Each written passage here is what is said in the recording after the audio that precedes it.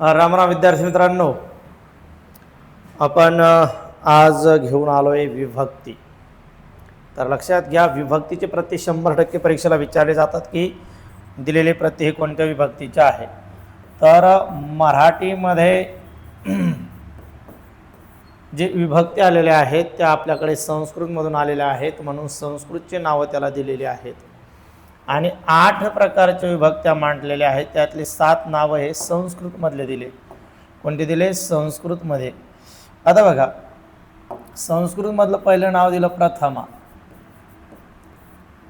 प्रथमा, द्वितीया, तृतीया, प्रथमा, द्वितीया, तृतीया, चतुर्थी, चतुर्थी, पंचमी, षष्ठी, सप्तमी आणि संबोधन. बघा, सुरुवातीचे जे 7 नावं आहेत ते संस्कृतमधून दिलेले आहेत आणि शेवटचं नाव आहे ते मराठीमधून दिलेलं आहे, संबोधन. मग विभक्त्या किती असाही प्रश्न भरपूर वेळा परीक्षेला विचारला गेला आहे. मग विभक्त्या किती असा विचारल्याच्या नंतर आपलं उत्तर किती पाहिजे? 8 पाहिजे. मग कोणकोणत्या? तर प्रथमा, द्वितीया, तृतीया, चतुर्थी, पंचमी, षष्ठी, सप्तमी आणि संबोधन. 8 प्रकारच्या विभक्त्या आहेत. किती प्रकारच्या? 8. आणि मग 8 प्रकारच्या विभक्त्याचे प्रत्यय ठरले. कसे ठरले? तर एक वचनातील प्रत्यय आणि अनेक वचनातील प्रत्यय. मग या ठिकाणी वचनाचा संबंध आला. विभक्ती प्रत्यय कुणाचे? कुणाचे ग कुणाचे. विभक्ती प्रत्यय कुणाचे? नामाचे ग नामाचे. विभक्ती प्रत्यय कुणाचे? नामाचे ग नामाचे. एक वचन, अनेक वचन आणि कारक अर्थ अशा पद्धतीने विभक्ती प्रत्यय आपल्याला लिहायचे. मग लक्षात घ्या, प्रथमा, द्वितीय, तृतीय, चतुर्थी, पंचमी, षष्ठी, सप्तमी, संबोधन आणि संबोधन. प्रथमा, द्वितीय, तृतीय, चतुर्थी, पंचमी, षष्ठी, सप्तमी आणि संबोधन 8 प्रकारची विभक्ती आहेत. एक वचनातले प्रत्यय आणि अनेक वचनातले प्रत्यय दिले. प्रथमा ही जी विभक्ती आहे या विभक्तीला एक वचनातही प्रत्यय नाही, अनेक वचनातही प्रत्यय नाही आणि त्याचा कारक अर्थ मांडलेला आहे कर्ता. कोणतीही परीक्षा असो त्या परीक्षेला विभक्तीवर 100% प्रश्न असतो. मग ते आपल्या 1 मार्क आपला जाता कामा नये म्हणून या ठिकाणी हे विभक्ती प्रत्यय आपल्याला पाठ करायचे. मग चला, द्वितीयाचे एक वचनातले प्रत्यय कोणते आहे? स, ला, ते. हे एक वचनातले प्रत्यय आहे, म्हणजे एक वचनी शब्दालाच हे लागतात. अनेक वचनी शब्दातले प्रत्यय कोणते आहे? सला, ते, स, ला, ना, ते. सला, ते, सला, ना, ते, सला, ते, सला, ना, ते. आणि याचा कारक अर्थ काय मानला? तर कर्म मानला. चला, द्वितीयाचे प्रत्यय कोणते? सला, ते, सला, ना, ते, सला, ते, सला, ना, ते, सला, ते, सला, ना, ते. मग परीक्षेला विचारलं द्वितीय विभक्तीचे प्रत्यय कोणते? तर पटकन सांगायचं, सला, ते, सला, ना, ते, सला, ते, सला, ना, ते, सला, ते, सला, ना, ते. झालं पाठ. तृतीया, ने, ए, सी. एक वचनामध्ये नेसी, नेसी. अनेक वचनात नेसी, नी, सी, ई आणि ही. अनेक वचनी शब्दाला काय लागतात? नेसी, ए, ही. एक वचनी शब्दाला ने, ए, सी. कारक अर्थ काय मांडला याचा? याचा मानला करण. तृतीय विभक्तीचा कारक अर्थ करण मानलाय, करण मानलाय, करण मानलाय. काय आहे तृतीय विभक्तीचा कारक अर्थ? करण. करण म्हणजे साधन. साधनाला लागतं का मग ते? हो. या ठिकाणी ते नंतर आपल्याला बघायचंय. चतुर्थी विभक्ती. चतुर्थीचे प्रत्यय काय? स, ला, ते. सला, ते, सला, ना, ते, सला, ते, सला, ना, ते, सला, ते, सला, ना, ते. आता पुन्हा या ठिकाणी एक लक्षात घ्यायचं आपल्याला. काय परीक्षेला विचारलं कोणत्या 2 विभक्तीचे प्रत्यय सारखे आहे? द्वितीय आणि चतुर्थी. द्वितीय आणि चतुर्थीचे प्रत्यय सारखे. परीक्षेला कसा प्रश्न विचारला? कोणत्या 2 विभक्तीचे प्रत्यय सारखे? द्वितीय आणि चतुर्थी. सला, ते, सला, ना, ते प्रत्यय कोणत्या विभक्तीचे आहे? द्वितीय आणि चतुर्थी. द्वितीय आणि चतुर्थीचे प्रत्यय कोणते? सला, ते, सला, ना, ते. येते लक्षात.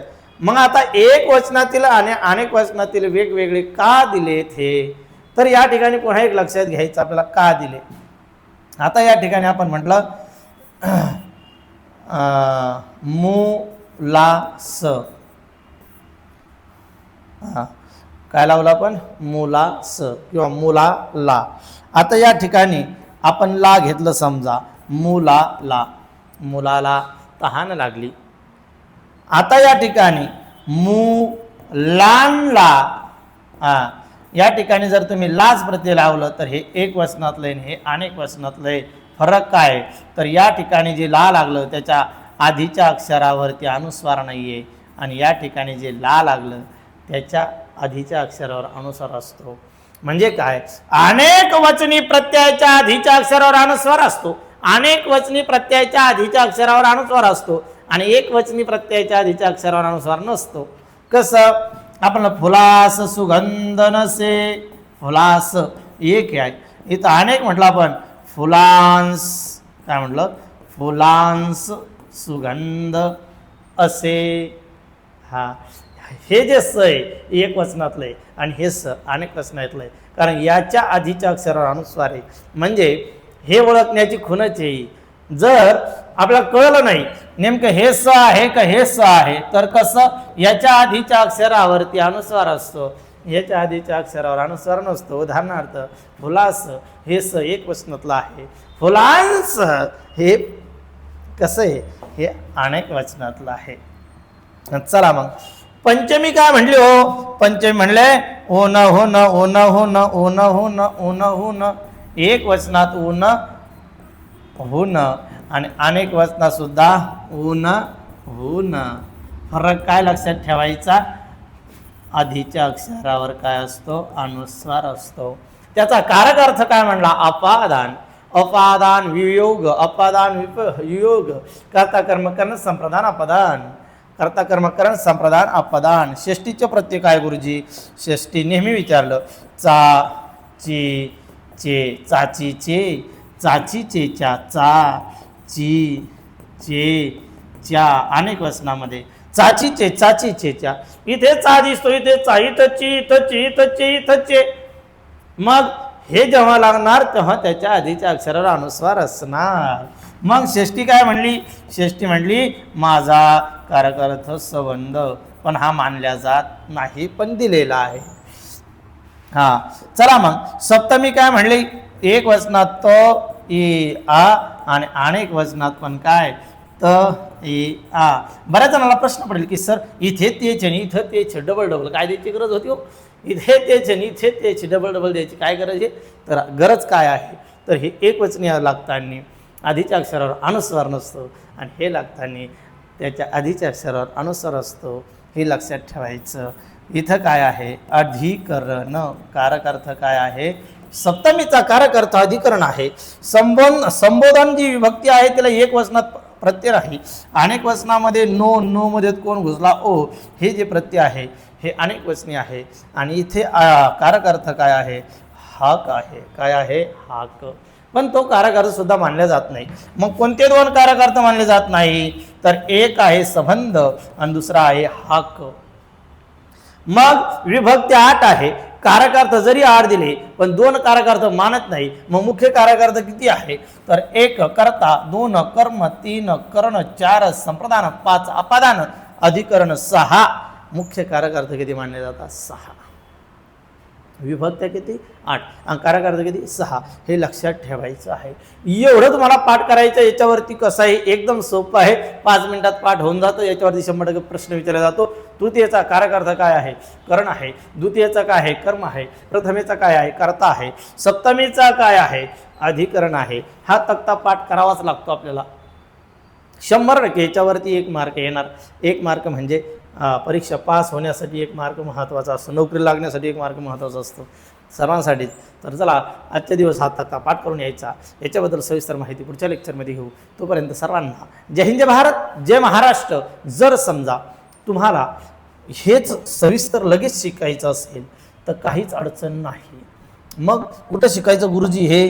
तुम्ही तर आज इथंच संपवलं. मग लक्षात घ्या, तुम्हाला जायचं आहे प्ले स्टोअरला. तिथे गेल्याच्या नंतर तुम्हाला टाकायचं आहे घे भरारी. असं टाकलं की पुढे येतं डोळे गुरुजी. असं आलं की ते ॲप काय करायचं? डाउनलोड करायचं. त्याच्यावरती तुम्हाला जी बॅच पाहिजे ती बॅच त्याच्यावर क्लिक करा. त्या बॅचमध्ये संपूर्ण लेक्चर रेकॉर्डेड स्वरूपात टाकलेले आहे. तुमच्या वेळेनुसार कधीही बघू शकता. कालावधी 4 महिन्याचा आहे. कोणतीही बॅच घ्या.